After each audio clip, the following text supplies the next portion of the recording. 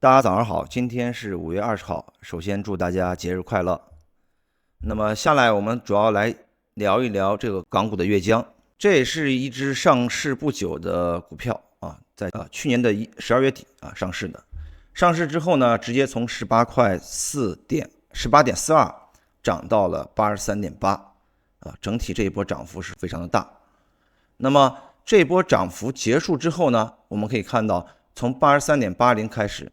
整体的走势它是陷入了高位的一个震荡，或者说是整理，目前来看还没有走完啊，这是我先说的一个结论。那下来我们具体来聊一聊，为什么说它目前这个调整没有走完。我们还是按照波浪的整体的思路去探讨这个走势。之前的这一波单边上涨走势没有太多的一个可说的，它就是一波完整的上行。那么在这波上行结束之后呢，整体走势发生了变化。从83.80，我们首先还是拉一下它的一个黄金分割。黄金分割可以看到，第一次的调整它是走到了这个50%的一线也就是 51.10 这样一个支撑的一个位置。在这里出现了一次的向上的一个反弹，但是它结构没有运行完毕，主要是因为这里是一个 A 浪，而且 A 浪走完了一个三波。A1、A2、A3，A 浪走完了，那么 A 浪走完了 ，B 浪向上也是走出了一个三波 ，B1、B2、B3。那么这里出现了类似于顶分型的一个形态，那么预示着后期可能会向下再次出现一个 C 浪再次走出一个 C 浪。当然 ，C 浪的目标可能就是前期50%的位置，或者说是跌到这个618的位置，也就是43.40。那么后期整体走势我们还要去跟踪。具体来说，这个 C 浪的一个内部运行结构 ，C 浪可能会首选也是一个三波走势，这是第一种。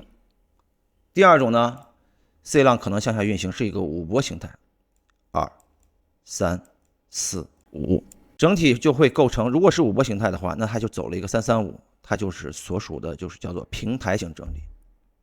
如果是全部三波形态的话，那么它有可能是双重三浪的一个结构。双重三浪既可以在前期的低点这个位置停住，也可能会跌破这里，去到刚才所说的这个 43.40。所以从目前的整体走势来看我个人建议这只股票先回避，目前不具备参与的一个点位和时机。因为按照波浪理论的规则来看，当前就是处于三波 ABC 调整的这个 C 浪当中。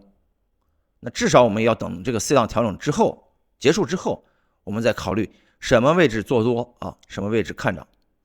当下是不适合的，甚至于你前期有可能在之前的位置高位进场的，那我都建议你少亏或者是不亏的情况下，先离场观望，没必要承担市场短期的一个下跌的一个风险。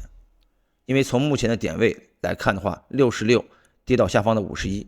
那整体的下跌空间还有将近15港币的一个幅度，那按这目前的整体一个百分比来算的话，那至少也在有20%到30%的下跌空间。因此，这里给出的建议是说，先回避按照波浪的交易规则，它不适合参与。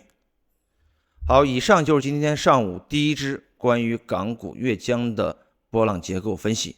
那么，如果大家有其他感兴趣的品种，也可以给我留言，主要包含的范围是美股、港股以及黄金、白银、原油，最后就是数字货币或者说是国际期货这几大类。目前国内 A 股不在我的涉猎范围之内。好，感谢大家的收看，我们下一期再见。